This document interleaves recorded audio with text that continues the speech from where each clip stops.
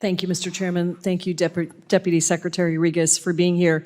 Before coming for Congress, I worked for a Seattle-based nonprofit that was one of the largest implementing global health issues around the world. And in our state, Washington State, global health is a leading industry. It creates tens of thousands of jobs right there at home. It generates billions of dollars for our economy. And the destruction of USAID and the massive cuts that we've seen to research and science and global health, I believe, are really weakening our soft power abilities through global development, and I think they're leaving Americans vulnerable to the spread of disease that does not know any boundaries. Thousands of people in my district have worked for state or for programs that receive that funding, and they've devoted their lives to putting America first, but you fired them.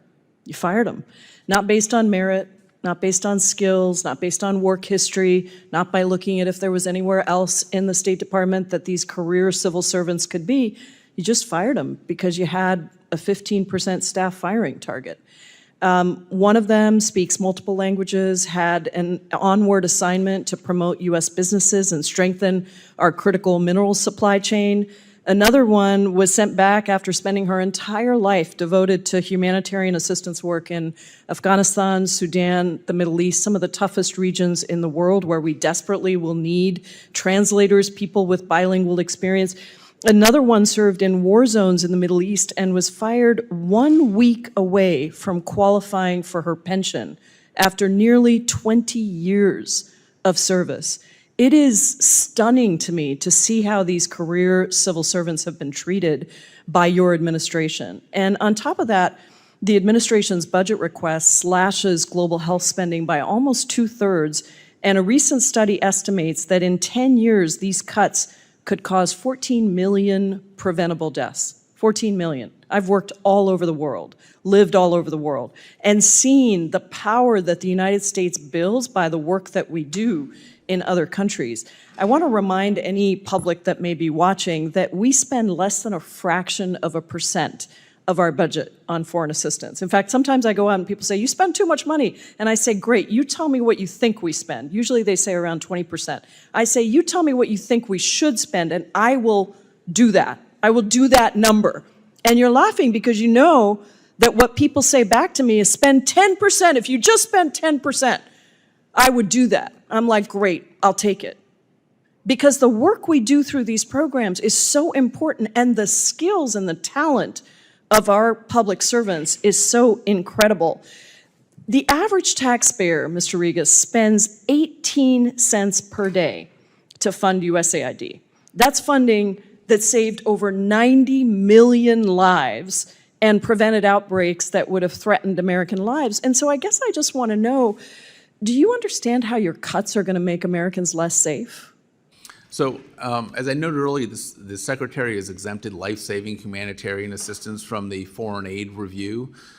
So that kind of aid will continue. But as I also mentioned, we need to have a graduation strategy for countries for whom we're providing this kind of assistance, whether it's 1 year, 3 years, 5 years. Like when are they going to have the capacity to be able to administer these programs themselves? We've seen that with our FY26 budget request for PEPFAR, which is 85. Let me stop you there just for a second to say that life-saving aid alone, first of all, it's not flowing the way that we thought it was going to flow when the Secretary said that. Secondly, you know it's not enough. If you listen to the experts, life-saving is very different than disease prevention. I've worked on disease prevention for a long time.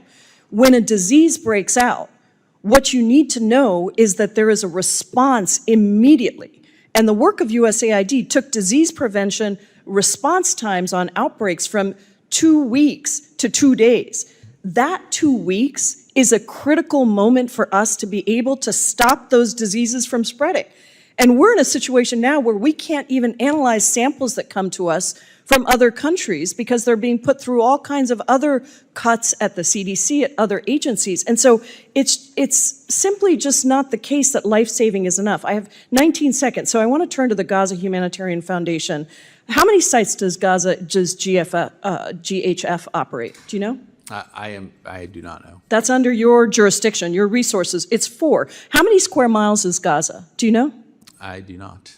Guess what? It's over 140 square miles, 6 times the size of Manhattan. Do you know how often those sites are open? I do not. They are barely open, Mr. Regas. This is not the way to get aid to people in Gaza. And if you're going to be here over personnel and operations, I would ask that you know the details of what you are actually overseeing and ask the experts to come in and help you. Because whatever people say about UNRWA, we were delivering aid Gentlelady's time has to expired. the people that needed it. Representative Thank Vice you. is now recognized.